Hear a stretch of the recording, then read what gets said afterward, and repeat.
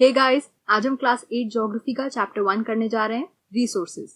इस चैप्टर को हमने 4 ब्रॉड टॉपिक्स में डिवाइड किया है for easy understanding. What are resources, value of resources, types of resources and conserving resources.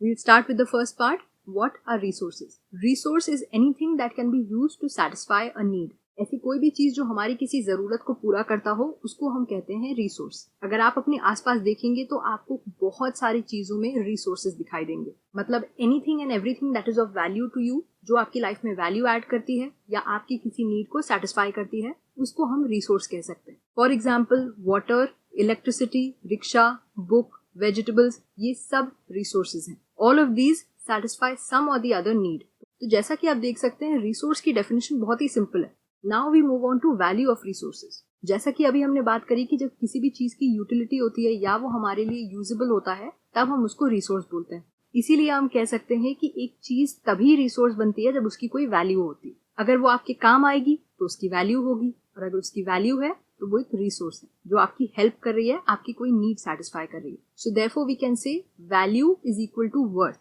लेकिन अहमियत किसी भी टाइप की हो सकती है। Some resources have economic value, जैसे कि cars, metals, television, laptop, mobile, इन सब की इकोनॉमिक वैल्यू है क्योंकि आप इसके बदले में पैसे चार्ज कर सकते हैं।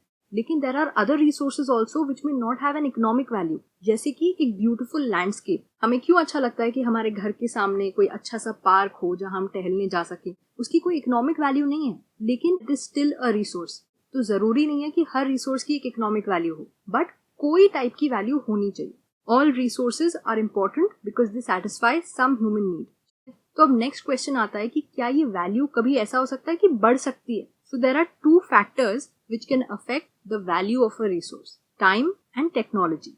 टाइम और टेक्नोलॉजी दो बहुत ही इंपॉर्टेंट फैक्टर्स हैं जो किसी भी रिसोर्स की वैल्यू को इफेक्ट करते हैं। मतलब ये इतने इंपॉर्टेंट है कि हो सकता है कोई चीज जो आज रिसोर्स ना हो वो आगे चल के रिसोर्स बन जाए विथ टाइम या विथ टेक्नोलॉजी।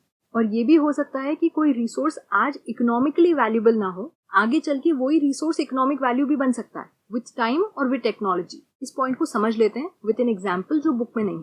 मान लीजिए कोई एक ऐसी जगह है जो डीप पहाड़ में सिचुएटेड है, जहां पहुंचना बहुत मुश्किल है, लेकिन इट इज ब्यूटिफुल। जो लोग वहां रह रहे हैं उनके लिए ये चीज ऑलरेडी एक रिसोर्स है क्योंकि उनको इतनी खूबसूरत जगह रहने मिल रहा है, बट इसकी कोई इकोनॉमिक वैल्यू नहीं। लेकिन विथ टाइम एंड टेक्नोलॉजी इसकी इकोनॉमिक वैल्यू हो सकती है। कैसे? सिंपल है, इतनी सुंदर जगह है तो उसको एक टूरिस्ट डेस्टिनेशन बनाया जा सकता है। लेकिन प्रॉब्लम यह है कि यहाँ पे पहुंचना बहुत मुश्किल है। तो अगर हम टाइम और टेक्नोलॉजी का यूज करें और मान लीजिए एक रोप वे बनवा दें जो नियरेस्ट एक्सेसिबल लोकेशन है वहां से, तो people can access the ropeway and go to this beautiful place, और लोग इसके लिए पैसे देंगे। तो एक रिसोर्स जो आज इकोनॉमिक वैल्यू नहीं ऐड कर रहा था, आगे चल के टाइम के साथ और जैसे जैसे टेक्नोलॉजी ने प्रोग्रेस किया उसके साथ that became of economic value also. But all of this said and done, आज भी सबसे इंपॉर्टेंट रिसोर्स क्या है? पीपल। लोगों के पास जो आइडियाज, नॉलेज और इन्वेंशन होते हैं, उसके बिना बाकी रिसोर्सेज वेस्ट है। ये जो डिस्कवरीज और नॉलेज है लोगों के पास, इसकी वजह से वो और रिसोर्सेज बना पाते हैं। किसी रिसोर्स को फुल्ली यूटिलाइज करने के लिए पीपल जरूरी हैं, और इसीलिए people are the most important resource. Fire एक रिसोर्स है because we can use it in cooking, लेकिन अगर हमें फायर की नॉलेज ही नहीं होती तो वो हमारे लिए रिसोर्स होता ही नहीं। हर एक डिस्कवरी और इन्वेंशन आगे और भी डिस्कवरीज, इन्वेंशंस और रिसोर्सेज को जन्म देता है। जब व्हील का इन्वेंशन हुआ, so that was a resource. It led to development of newer modes of transportation जो और ज्यादा फास्ट थे। इसी तरह से पानी हमें मालूम है एक रिसोर्स है बिकॉज इट क्वेंचेस आवर थर्स्ट। लेकिन क्या हम पानी का कोई और यूज भी कर सकते हैं? फास्ट फ्लोइंग वाटर की जो एनर्जी होती है उससे हम हाइड्रो इलेक्ट्रिसिटी जनरेट कर सकते हैं। Hydro electricity is a form of electricity जो पानी के तेज फ्लो की जो एनर्जी होती है उसको यूटिलाइज करके बनता है। So it's people who make resources what they are, और इसीलिए ये एक रिसोर्स बन गया। अब यहाँ पे let's study something which is good to no.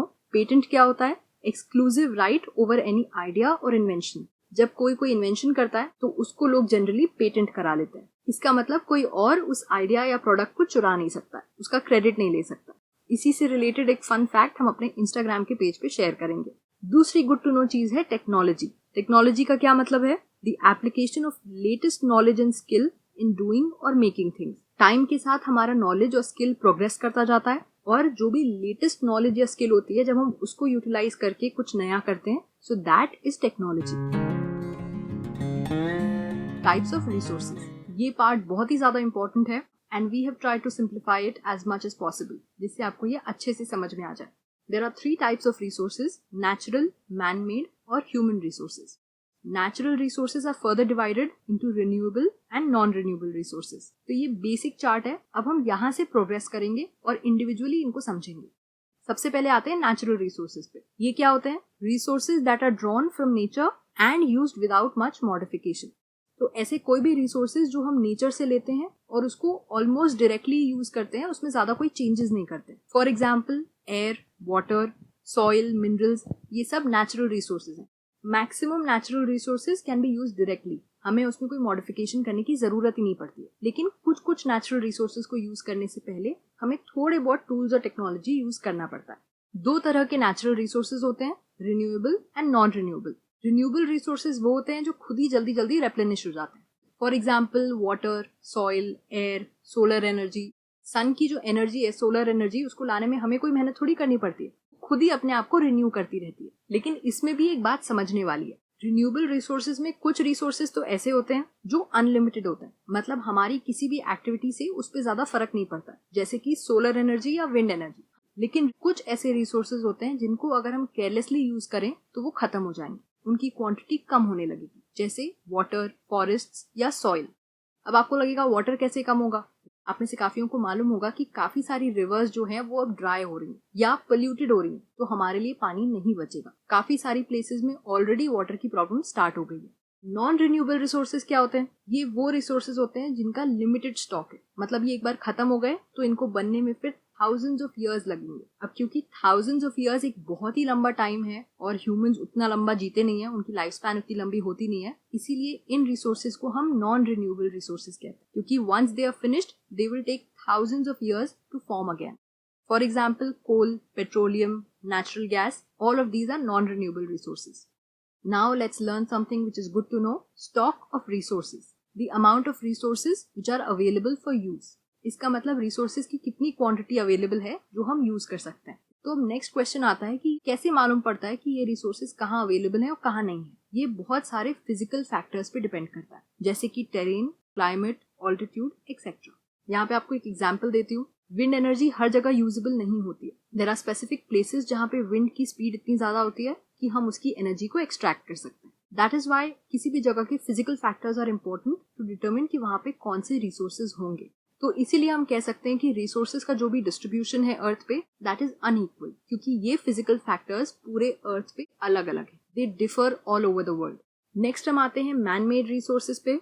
These are also called human made resources. कभी कभी क्या होता है कि जो नेचुरल सब्सटेंसेज होते हैं उनको थोड़ा सा चेंज करना पड़ता है, कुछ मॉडिफाई करना पड़ता है, जिसके बाद हम उसको रिसोर्स बना सकते हैं. जैसे कि आयरन ओर. आयरन ओर खुद में एक रिसोर्स नहीं है, इट्स जस्ट अ सब्सटेंस. लेकिन जब हमने उसमें से आयरन एक्सट्रैक्ट करना सीख लिया, उसके बाद वो एक रिसोर्स बन गया.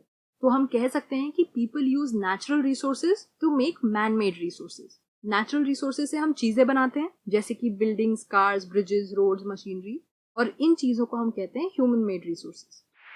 गाइज, अगर आपको हमारे लेक्चर्स पसंद आ रहे हैं सो प्लीज लाइक करिए, क्योंकि आपके लाइक्स और कमेंट्स हमें ये बताते हैं कि you guys are appreciating our hard work और it means a lot to us. Lastly हम आते हैं ह्यूमन रिसोर्सेज पे. ह्यूमन रिसोर्सेज क्यों इंपॉर्टेंट है? क्योंकि पीपल, जो लोग होते हैं, वो तभी रिसोर्सेज का बेस्ट यूज कर सकते हैं जब उनके पास सही नॉलेज हो, स्किल हो और टेक्नोलॉजी हो. इसके बिना they can not use resources. Because human beings में ये कैपेबिलिटी होती है कि वो एक रिसोर्स से और भी रिसोर्सेज बना सकते हैं. That is why human resource खुद में ही बहुत ही स्पेशल है, और इसीलिए people are also called human resource. और ह्यूमन रिसोर्स बनते कैसे हैं? Because of education. आपके पास सही नॉलेज होनी चाहिए और आप हेल्दी होने चाहिए कि आप रिसोर्सेज बना सकें और उनको यूज कर सकें. जो इंसान बीमार होगा वो काम ही नहीं कर पाएगा, तो वो रिसोर्स कैसे हुआ, राइट? सो ह्यूमंस कब वैल्यूबल होते हैं? एक तो बिकॉज ऑफ देयर नंबर, क्योंकि इतने सारे ह्यूमंस हैं तो सब साथ में मिलके काम करते हैं, सो ज्यादा प्रोडक्टिव होते हैं. एंड दूसरी चीज because of their abilities, mental और physical both. But how do we ensure कि वो फ्यूचर में भी रिसोर्स बने रहें, they continue to be valuable and productive? Through human resource development. ये एक बहुत ही इंपॉर्टेंट वर्ड है और इसका मतलब क्या है? पीपल्स की स्किल की जब हम क्वालिटी इंप्रूव करते हैं जिससे कि वो और रिसोर्सेज बना सके, उसको हम कहते हैं ह्यूमन रिसोर्स डेवलपमेंट. आज भी ऐसे बहुत सारे लोग हैं जो क्वेश्चन करते हैं कि क्या ह्यूमंस को रिसोर्स की कैटेगरी में डालना चाहिए. लेकिन एक बात तो हम सबको माननी पड़ेगी कि ह्यूमंस की स्किल्स ही वो चीज है जो फिजिकल सब्सटेंसेस को वैल्यूएबल रिसोर्सेज में ट्रांसफॉर्म कर देती है।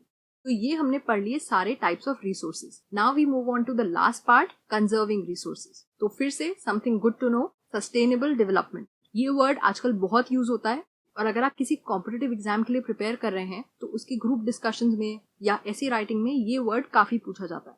यूटिलाइजिंग रिसोर्सेज केयरफुली, मतलब जब आप रिसोर्सेज को वेस्ट नहीं करते हैं या उनको ओवर एक्सप्लॉइट नहीं करते हैं, that is called sustainable development.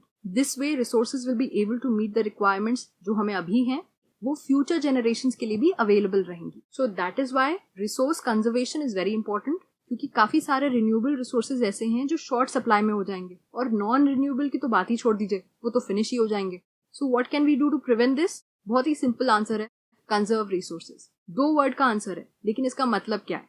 Use resources carefully and give resources time to renew. ये 2 पॉइंट्स मिला के बनता है रिसोर्स कंजर्वेशन। तो अभी आप पूछेंगे कि रिसोर्स कंजर्वेशन ये था, सस्टेनेबल डेवलपमेंट क्या था? वो वर्ड हमने पहले पढ़ा, दोनों में डिफरेंस क्या है? इसको भी इजी तरह से समझा देते हैं। A balance between using resources and conserving resources, इसको कहते हैं सस्टेनेबल डेवलपमेंट। रिसोर्स कंजर्वेशन में हम कह रहे हैं कि आप ज्यादा मत यूज करिए, केयरफुली यूज करिए और रिसोर्सेज को टाइम दीजिए कि वो रिन्यू हो सके। और सस्टेनेबल डेवलपमेंट में हम कह रहे हैं कि आप यूज करिए, लेकिन एक बैलेंस बना के चलिए, यूज करने के बीच में और कंजर्व करने के बीच में।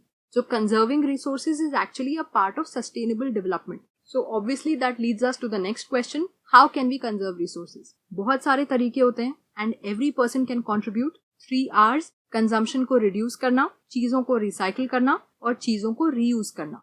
So reducing, recycling and reusing. Nature हमें हमारा लाइफ सपोर्ट सिस्टम प्रोवाइड करता है, जिसकी वजह से हम एग्जिस्ट कर पाते हैं और हमारा रोल ये है कि हमें इसे प्रोटेक्ट करना है। इसीलिए हमारी ड्यूटी है कि हम इंश्योर करें कि जितने भी रिन्यूएबल रिसोर्सेज हैं उसको हम सस्टेनेबली यूज करें। अर्थ पे जो डाइवर्सिटी है उसको मेंटेन रखें। काफी सारी स्पीशीज हैं जो एक्सटिंक्ट होती जा रही हैं, which is not a good thing. और एनवायरनमेंट को जो हम डैमेज कॉज करते हैं उसको मिनिमम करें। काम तो नहीं रोक सकते, लेकिन इतनी कोशिश जरूर कर सकते हैं कि एनवायरनमेंट को डैमेज मिनिमम हो। चैप्टर में कुछ प्रिंसिपल्स भी दिए हैं सस्टेनेबल डेवलपमेंट के, विच आर वेरी सिंपल और जो एक अच्छे सिटीजन की तरह हमें फॉलो करने ही चाहिए। इसी के साथ हमने चैप्टर 1 कंप्लीट कर लिया है। आई होप आपको ये लेक्चर समझ में आ गया होगा। अगर लेक्चर पसंद आया हो so please show us some love, subscribe करिए, लाइक करिए और कमेंट करिए। I will see you guys next time with the next chapter. तब तक के लिए स्टे सेफ और एंजॉय करके पढ़ाई करिए। Bye bye.